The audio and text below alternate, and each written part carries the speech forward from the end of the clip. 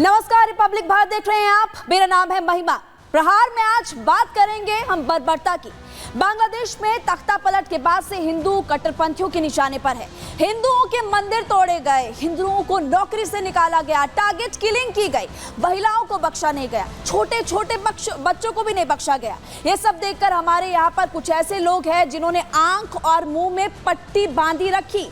लेकिन बांग्लादेश के हिंदुओं के समर्थन में अमेरिका के पूर्व राष्ट्रपति डोनाल्ड ट्रंप आ चुके हैं। पहली खबर हम आपको बताने वाले हैं आज। साथ ही आज इसके बाद बात करेंगे उत्तर प्रदेश की। उत्तर प्रदेश में छिड़े पोस्टर वार की हम बात करेंगे, जहां पर एक और सीएम योगी आदित्यनाथ को एकजुट करने की लगातार वो हिंदुओं से अपील कर रहे हैं, बात कर रहे हैं। वहीं दूसरी तरफ अखिलेश पीडीए को जोड़कर जुड़ोगे तो जीतोगे का नारा वो दे रहे हैं। इस पोस्टर वॉर पर सियासत भी तेज हो गई है, जिसके बाद से विस्तार से हम इसके बारे में आपको जानकारी देंगे कि आखिरकार क्या बयान उनकी तरफ से दिया गया। तीसरी खबर हम आपको बताएंगे झारखंड से जुड़ी हुई। जी हां, झारखंड के मुख्यमंत्री की तरफ से एक ऐसा बयान दिया गया, एक ऐसा कुछ किया गया जिसको लेकर आप हैरान हो जाएंगे। देखिए, वैसे तो सभी की उम्र बढ़ती है, लेकिन हेमंत सोरेन की उम्र 5 साल में 7 साल बढ़ गई। जी हाँ, 5 साल के अंदर वो 7 साल उनकी उम्र बढ़ चुकी है। आखिर ये चमत्कार हुआ कैसे, इसकी जानकारी भी हम आपको देने वाले हैं। और शो के अंत में हम प्रहार करेंगे सनातन विरोधियों पर, जिन्हें कि हिंदू त्योहार पसंद नहीं आ रहे। कभी दिवाली तो कभी होली इनका चैन छीन लेता है। लेकिन इस बार गोवर्धन पूजा का जिक्र हम करेंगे, क्योंकि गोवर्धन पूजा पर भी कुछ लोगों को दिक्कत हो गई है।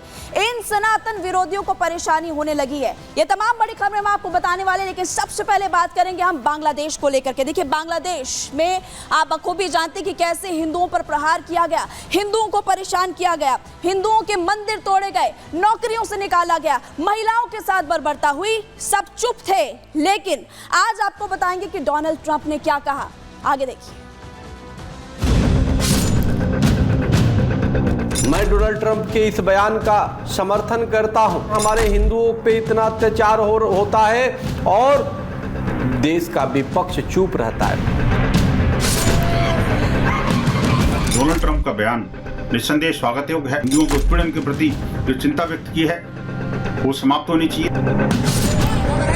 उन पर जिस प्रकार से हमले हो रहे हैं, दुनिया भर के जितने भी लोकतांत्रिक देश, उनके लिए चिंता का विषय होना चाहिए।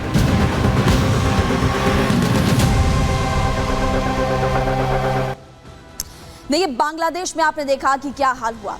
सबसे पहले तख्ता पलट होता है, शेख हसीना अपने देश को छोड़कर जाती हैं और उसके बाद चारों तरफ आग ही आग लगा दी जाती है, चारों तरफ तोड़फोड़ की जाती है, हिंदुओं को परेशान किया जाता है। हमारे देश की बात करें, प्रधानमंत्री नरेंद्र मोदी ने निंदा की थी, लेकिन उसके बाद से आपने देखा कि कुछ ऐसे लोग थे जो कि चुप रहे, शांत रहे और उल्टा हमारे भारत को लेकर टिप्पणी करने लगे, हमारे भारत में माहौल बिगाड़ने की कोशिश करते हुए नजर आए। लेकिन आप देखिए, अब आपको बताएंगे कि डोनाल्ड ट्रंप की तरफ से आखिरकार क्या कहा गया है, क्या चिंता उनकी तरफ से जाहिर की गई है और कैसे उन्होंने चेतावनी दी। ये अब हम आपको बताने वाले हैं कि आखिरकार डोनाल्ड ट्रंप ने बांग्लादेश की जो अंतरिम सरकार है उसको लेकर क्या कहा है। लेकिन सबसे पहले पाकिस्तान की राह पर बांग्लादेश, इसका जिक्र करते हैं। डर के साए में बांग्लादेशी हिंदू वहां पर बहुत ज्यादा परेशान। 27 जिले ऐसे हैं कि वहां पर हिंदू टारगेट पर है। वो रात को सो नहीं पा रहे, चैन से खा नहीं पा रहे। हिंदुओं की संपत्ति को नुकसान पहुंचाया जा रहा है, उनके घरों में आग लगाई जा रही है, हिंदू मंदिरों में तोड़फोड़ की जा रही है, पैसे लूटे जा रहे हैं, उनके पास कुछ नहीं बचा है। कट्टरपंथियों ने तो हिंदुओं की हत्या तक कर डाली, छोटे छोटे बच्चों को भी नहीं बख्शा। जबरन धर्म परिवर्तन वहां पर कराया जा रहा है। इस तरह के एक नहीं बल्कि बहुत सारे केसेस सामने आ रहे हैं। इसलिए हम कह रहे हैं कि पाकिस्तान की राह पर अब बांग्लादेश नजर आ रहा है, क्योंकि पाकिस्तान में भी तो आलम यही है। पाकिस्तान से आप अमूमन खबरें सुनते हैं, वहां पर हिंदुओं पर कैसे अत्याचार किए जाते हैं। ऐसे ही अत्याचार अब बांग्लादेश में भी किए जा रहे हैं। एक रिपोर्ट अब आपको बताते हैं, उसके मुताबिक कुछ आंकड़े आपको बताने वाले हम कि आगे देखिए अब किस तरह से CDPHR की एक रिपोर्ट आई है। इस रिपोर्ट की अगर बात करें तो बांग्लादेश के 52 जिलों में हिंदुओं पर हमला हुआ है। हिंदुओं को टारगेट करके उन पर अटैक किया जा रहा है। ये रिपोर्ट आपको बता रहे हैं, बाकायदा आंकड़े भी सामने आए हैं, हैरान हो जाएंगे आप। हिंदुओं से हिंसा के 205 केसेस दर्ज किए गए, 205 केसेस दर्ज। हिंदुओं के साथ जो हिंसा की गई, हिंसा के ऐसे एक नहीं बल्कि बहुत सारे केसेस सामने आए। 5 से 9 अगस्त की बात करते हैं। 5 से 9 अगस्त को सबसे ज्यादा मामले दर्ज किए गए हैं और 5 दिन के अंदर की अगर बात करें तो 5 दिन के अंदर 110 घटनाओं को अंजाम दिया गया।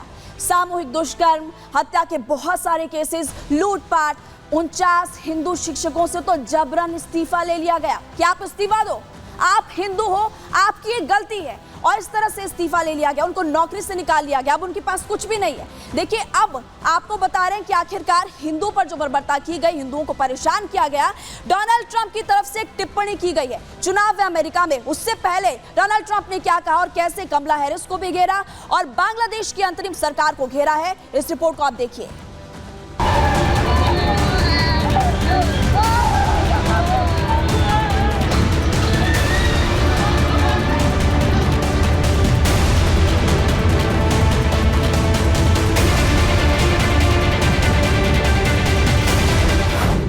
कट्टरपंथियों ने छात्र आंदोलन की आड़ में बांग्लादेश में तख्ता पलट किया, शेख हसीना को देश छोड़ने पर मजबूर किया, बांग्लादेश में रह रहे हिंदुओं को टारगेट किया, हिंदू इलाकों में लूट और हत्याओं को अंजाम दिया गया, महिलाओं की अस्मत लूटी गई, मंदिरों को तोड़ा गया और बांग्लादेश की सेना और अंतरिम सरकार तमाशा देखती रही।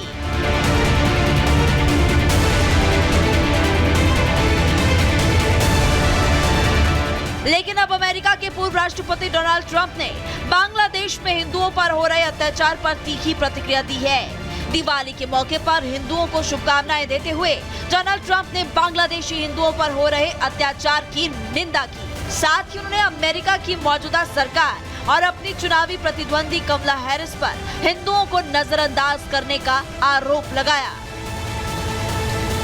बांग्लादेश में सिर्फ हिंदू ही नहीं, ईसाइयों पर भी कट्टरपंथियों ने हमले किए, लेकिन सुपर पावर अमेरिका चुप रहा।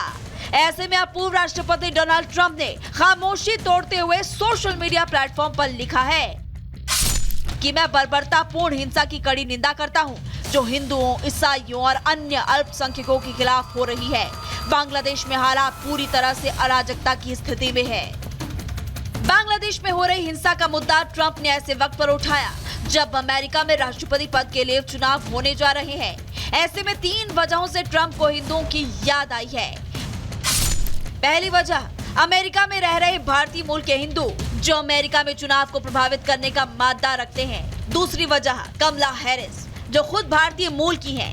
ऐसे में भारतीयों के वोट को साधने के लिए भी ट्रंप को हिंदुओं की याद आई। तीसरी सबसे बड़ी वजह, खुद प्रधानमंत्री नरेंद्र मोदी और ट्रंप अच्छे दोस्त हैं। ऐसे में ट्रंप अपने ट्वीट से हिंदू वोटर और भारतीय प्रधानमंत्री को खुश करने की कोशिश में लगे हैं। कमला हैरिस यूं तो भारतीय मूल की हैं। ऐसे में अमेरिका में मौजूद भारतीय मूल के लोगों के बीच उनकी पकड़ मजबूत होना लाजमी है। सर्वे भी इसी ओर इशारा करते हैं। हालांकि सर्वे ये भी बता रहे हैं कि पहले के मुकाबले हैरिस का प्रभाव भारतीय मूल के लोगों में कम हुआ है, जबकि रिपब्लिकन पार्टी के उम्मीदवार डोनाल्ड ट्रंप के सपोर्ट में इजाफा हुआ है। 61% भारतीय मूल के अमेरिकी लोग अभी भी कमला हैरिस के समर्थन कर रहे हैं, तो वहीं पर डोनाल्ड ट्रंप को 31% भारतीय